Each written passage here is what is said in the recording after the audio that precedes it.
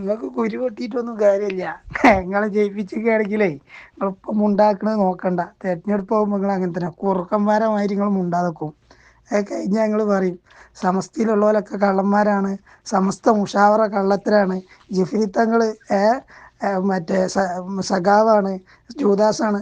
വിധിയുള്ള പല ആളുകളും ഓപ്പണായി പറഞ്ഞതല്ലേ. ഇപ്പം മുണ്ടാതെ നിൽക്കണത് നോക്കണോ? പല ആളുകളും തെരഞ്ഞെടുപ്പ് ഇങ്ങോട്ട് വരുമ്പോൾ ആ ഒരു മാസം ഇങ്ങോട്ട് ആവുമ്പോൾ മുണ്ടാതെ കുത്തും. എന്തെടുത്ത് കുത്തിയാലും മുണ്ടൂല.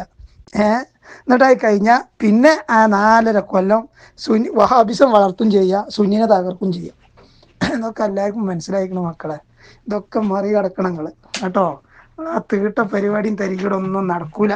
അത് നിങ്ങൾ മനസ്സിലാക്കിക്കോണ്ടി. ആ ആ തരികിട പരിപാടിയും തീട്ട പരിപാടിയൊക്കെ നിർത്തിയാണ്ടേ നിങ്ങൾ രാഷ്ട്രീയ പാർട്ടി ഉണ്ടാക്കിയതേ വഹാബിസം വളർത്താനല്ല, സുന്നത്ത് ജമാഅത്ത് വളർത്താനല്ല. അത് ജനാധിപത്യ രാജ്യത്ത് ജനങ്ങൾക്ക് ന്യൂനപക്ഷങ്ങൾക്ക് അവകാശങ്ങൾ നേടിക്കൊടുക്കാനാണെന്നുള്ള അയക്കൂലി നടക്കി. അല്ലാതെ സാജിൻ്റെ മാതിരി ഖുർആൻ ഓതിയിട്ടും സലാമിൻ്റെ മാതിരി ഖുർആൻ വിശദീകരിച്ചിട്ടും സുന്നിയാളെ കുത്തിയിട്ടും നടന്നാൽ ഏസം പണി ഉണ്ടാവും. തിരഞ്ഞെടുപ്പാണ് മറികടക്കാൻ കേട്ടോ. നിങ്ങൾ നോക്കി മറ്റേതിപ്പോൾ എന്തൊക്കെ ഇനി തെരഞ്ഞെടുപ്പ് വരുമ്പോഴത്തേനും ഇങ്ങോട്ട് വണ്ടി എടുക്കണ്, ഇറങ്ങണ്, ആളെ കൊണ്ടുവരണേ, വോട്ട് ചെയ്യിപ്പിച്ചണേ, വോട്ട് ചോദിച്ചാൽ പോണ്.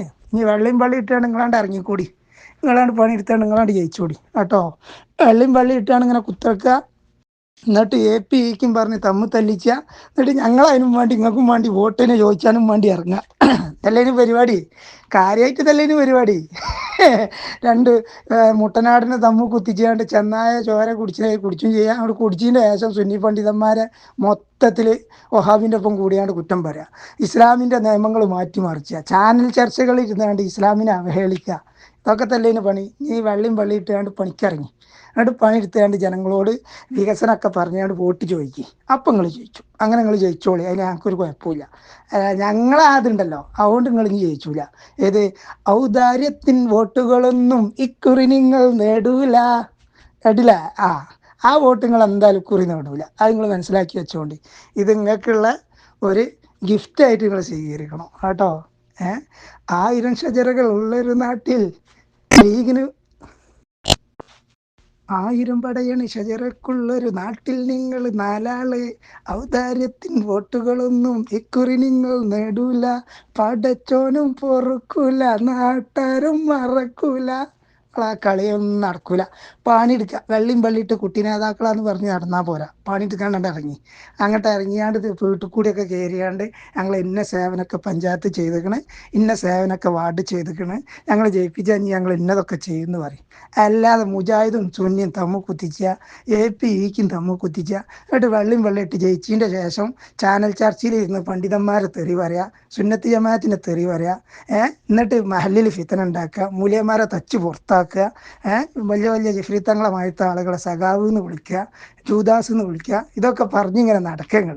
എന്നിട്ട് നിങ്ങൾക്ക് എന്ത് ചെയ്യുക? ഞങ്ങൾ നിങ്ങൾക്കും വേണ്ടിയിട്ട് വോട്ട് ചെയ്യിച്ചാൽ ഇറങ്ങും ചെയ്യാം. ആ പരിപാടി ഞങ്ങൾ നിർത്തിവെച്ചാണ്. നിങ്ങൾ പരിശ്രമിച്ചിട്ട് നിങ്ങൾ ജയിച്ചോളി. നിങ്ങൾ ജയിച്ചാൽ ഞങ്ങൾക്ക് ഒരലക്കിയില്ല, നിങ്ങൾ തോറ്റാൽ ഞങ്ങൾക്ക് ഒരലക്കിയില്ല കേട്ടോ. അതാണ് നിലപാട്. അത് മനസ്സിലാക്കി വെച്ചോളി വൈകുന്നേരം കേട്ടോ. നിങ്ങൾ ആ തീട്ടുകളൊക്കെയാണ് ഒഴിവാക്കിയാൽ. മറ്റേത് വണ്ടി എടുക്കുക, ഇറങ്ങുക, ആൾക്കാരെ കൊണ്ടുവരിക. നമ്മൾ എന്നിട്ടോ ഓരോ ബൂത്തിനും മുസ്ലിം ലീഗിൻ്റെ കമ്മിറ്റി 25,000 ഉറുപ്പ്യ കൊടുത്താൽ അതൊക്കെ അതിൻ്റെ നേതാക്കളും അത് കൊണ്ടു നടക്കുന്ന ആളുകളും കീസിയിലിടും. എന്നിട്ട് നമ്മളെ മാതിരത്തെ ആളുകൾ വണ്ടിയിൽ എണ്ണ അടിച്ചാലും നമ്മൾ തന്നെ, ആളെ കൊണ്ടുവരലും നമ്മൾ തന്നെ, നാസ്ത മേടിച്ചു കൊടുക്കലും നമ്മൾ തന്നെ, ഒക്കെ ഫ്രീ.